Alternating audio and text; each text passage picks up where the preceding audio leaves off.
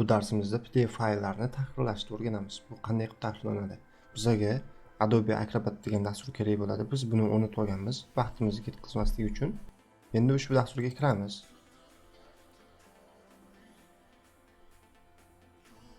Kirganimizdan keyin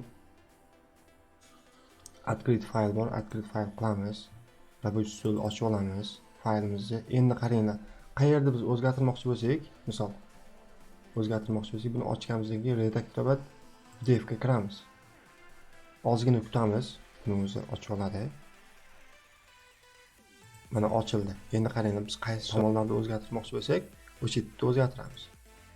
Aytaylik, mana shu yerda onlayn kurslarda video kurslar qilishimiz mumkin. Video kurslar qilishimiz mumkin.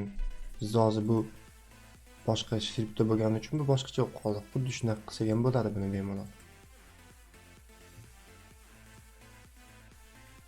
Biz hozir o'zimiz ishlatgan shrift topib olamiz.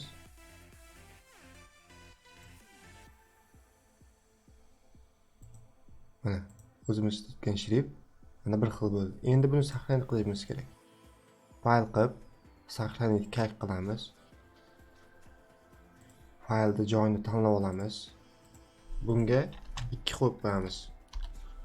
Bo'ldi. Endi bu boyaga saqlagan faylimizni ochib olamiz.